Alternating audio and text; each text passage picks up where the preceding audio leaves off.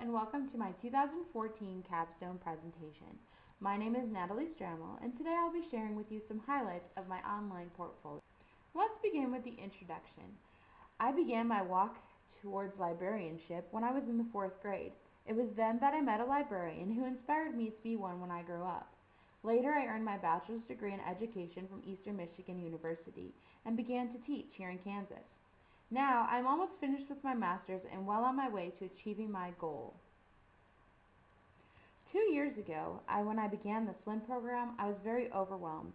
But that didn't last long, however, because I quickly began to bond with the members of my cohort, and we have encouraged each other along the way. As I progressed through the program, I gained confidence in my abilities.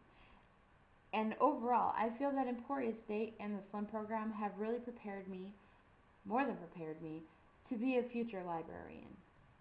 Let's take a look at some of the artifacts that I have chosen to represent program outcomes. Many of the assignments were difficult to narrow into just one outcome. Sometimes I relied on the name of the class to help me. That was the case for LI 801, Foundations of Library and Information Science. Obviously, that assignment would have to go with Foundations of the Profession. It was also the case for LI 804, Organization of Information. Organization of Recorded Knowledge and Information obviously goes with this assignment. The artifact I chose for this class was a Prezi created by Ashley Johnson and Lisa Jolliffe and myself. This artifact was perfect for outcome number 3 because we had to choose a topic and create a controlled vocabulary and categories in order to organize a small collection. I uploaded a PDF version of the Prezi, and this is what it looks like.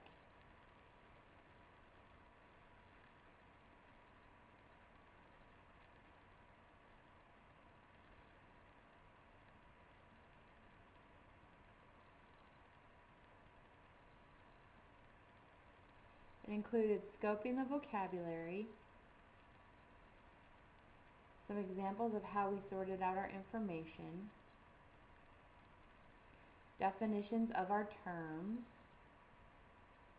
and examples of what it would look like if you were to search for, say, Cinderella. It was a really fun activity, and it was even more fun to present. And along with our presentation, we got to learn a lot about other types of information. Like there was a group that did sports cars and another group that did types of beer. It was all around a really fun time, and one of the classes that I really remember most. Okay, getting back to the portfolio itself, another class that I really enjoyed was LI 832, Information Resources and Services for Young Adults. The artifact I chose from this class fits perfectly within the outcome number 5, References and User Services. I created a book talk to promote a series by Scott Westerfield. I focused on the first book in the series, Uglies. The video is somewhat lengthy, so I won't play it during the presentation, but this artifact is a great example of providing services to young adults, and I plan to make more in the future. My third favorite artifact aligns with outcome number 8, Administration and Management. This artifact was created for LI 857, Designing and Implementing Programs for Children and Young Adults. This assignment required my partner, Kathy LeClaire, and I to plan and develop a summer reading program. It took a lot of time and effort, but was very rewarding. We mastered management and administration skills while creating a budget, timeline, staffing schedule, and contacting different venues for information. Take a look at it real quick.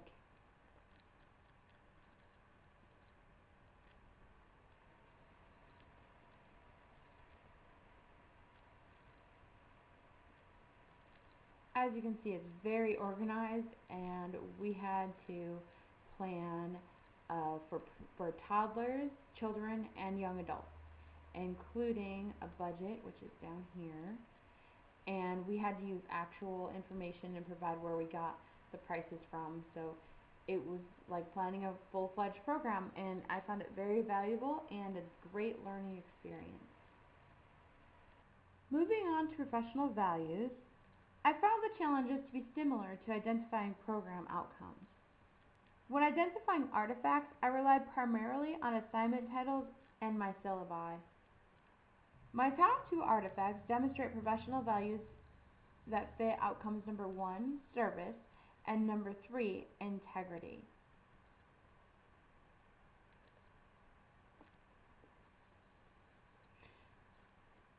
The Book Buddy program that I developed for LI 851, managing the Library Media Center, fits perfectly with value number 1 because it focused on serving the community as well as school children. The program, if implemented, would provide an after-school snack, a family learning activity, and a bedtime story to children who are identified as homeless within a school program, like an elementary school. This is what it looks like.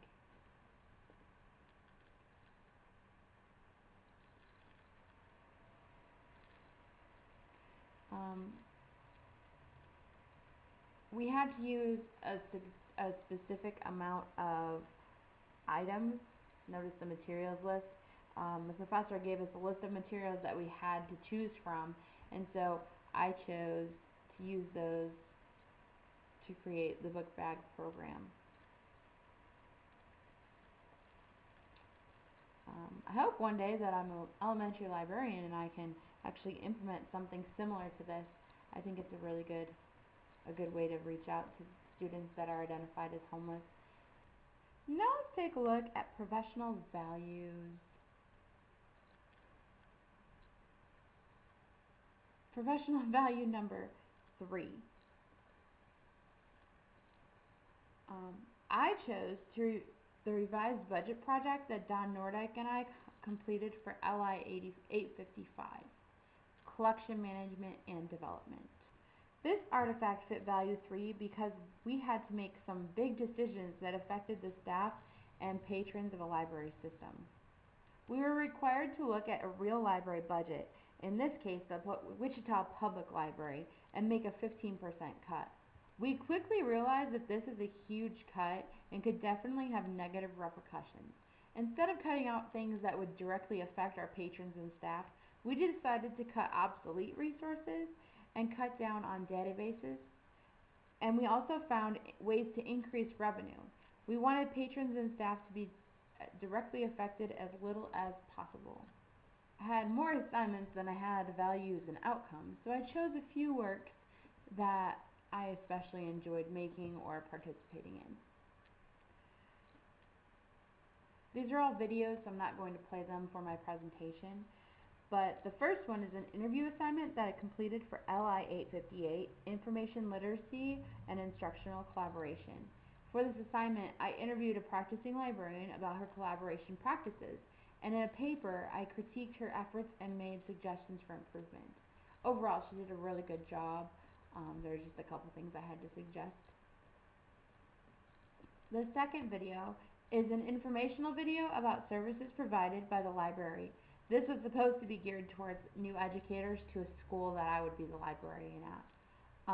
This was really fun, and I got to actually think about like what I would possibly do if I was a librarian trying to get new teachers to come visit the library for professional purposes. I created this for LI 851, managing the library media center.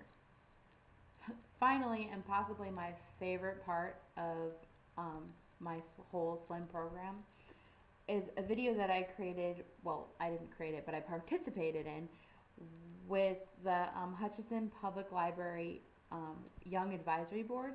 Each year they create a movie based around their summer reading program, and this past summer I did my public library practicum in the children's library with Terry Christner, and so I got to participate, and I have a little part in the film, and I held the boom, which was a really good time. And overall the kids had a great time and they did a really good job.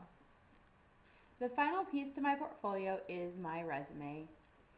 I included information about my teaching experience and my certifications, as well as my educational background, of course.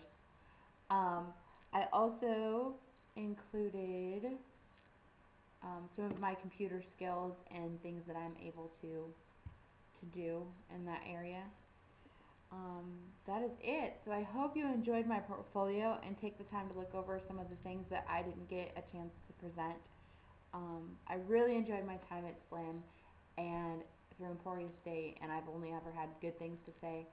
And I look forward to being a librarian in a school library one day.